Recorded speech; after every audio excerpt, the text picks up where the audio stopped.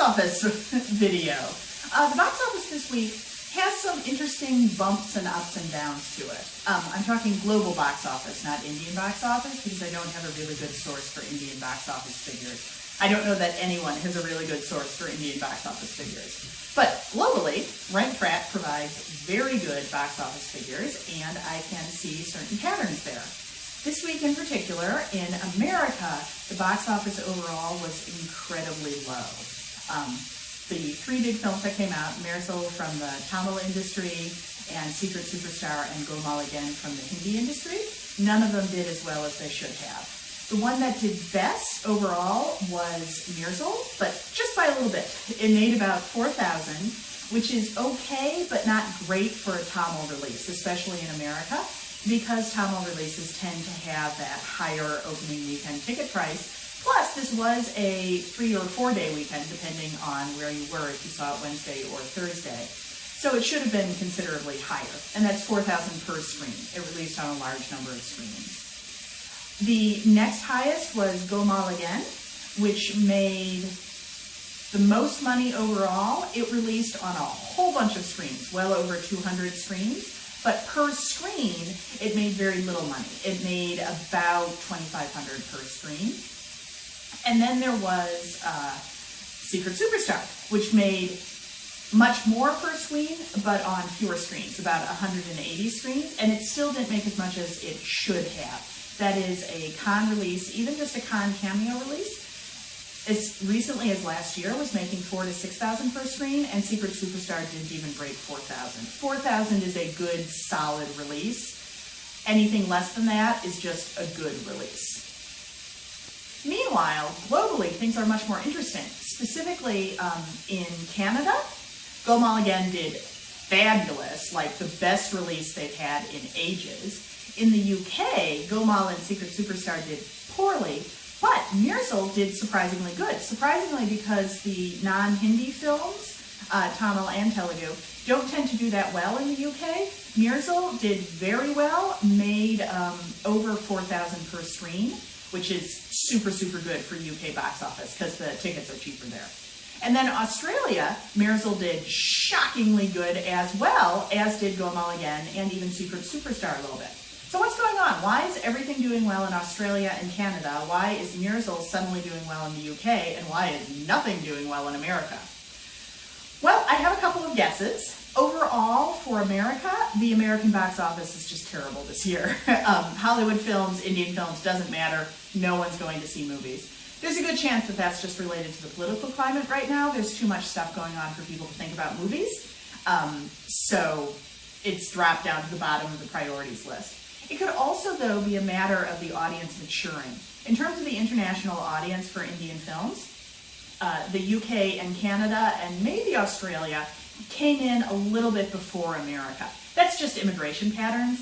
American immigration opened up in the 1960s after our immigration laws reformed, whereas Canada, the UK, and Australia opened up thanks to the Commonwealth system much earlier than that. So by the time the 1990s came along and Indian film was able to spread worldwide, there was a much larger audience already waiting in Canada, the UK, Australia, and a much greater distribution network and so on and so forth, but America took a little bit longer to catch up. If that is the case, it means that America is just behind the cusp. It's possible that in future we will meet more what Canada, UK, Australia is showing. And that is that audiences are coming back, but they're being a little more discerning and they're being a little more open to new alternatives in their viewing habits. The Southern audience isn't just staying with Southern films. The Hindi audience isn't just staying with Hindi films. Whatever is good is rising to the top. There's also the possibility with Mersal in particular that it has to do with some of the political controversy around it, which I'm just hearing vague snippets of in the news, which again is interesting because that would mean that the UK and Australia in particular are more tuned in to the Indian news sources than the American audience is, and that might also have an effect on the differing way films are releasing. The other thing that I want to talk about that I find really interesting this week is the Golmaal and Secret Superstar release strategies, which seem designed to cut against that bad word of mouth I was talking about a few weeks ago. Secret Superstar in particular held pre-release screenings for critics, and far pre-release. those reviews were coming out a good 48 hours before the movie released. This is very unusual for Indian film, as we all know. Often the reviews hit the same day the movie releases, not the day before, as they do in other places. And it's very unusual to have critics screenings instead of just, inviting critics along with a bunch of other people, but to specifically say, I want you to see and review this film early and publish a review. This, I think, is an attempt to cut across that word-of-mouth effort. If there is an actual official critics review out there ahead of the word-of-mouth reviews, that can help sort of balance it a little bit. Can even help change the conversation.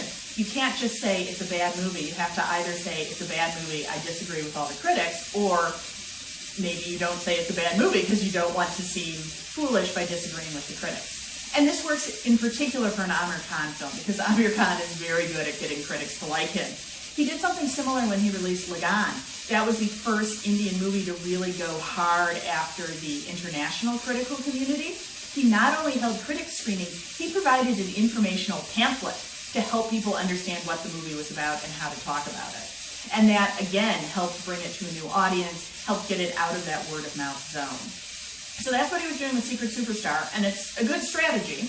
It didn't necessarily pay off because this is never going to be a movie that's going to be a big hit, but I have heard that word of mouth is good for it, that the box office is steadily growing day by day instead of going down as all the other films have. So he is at least bucking that trend.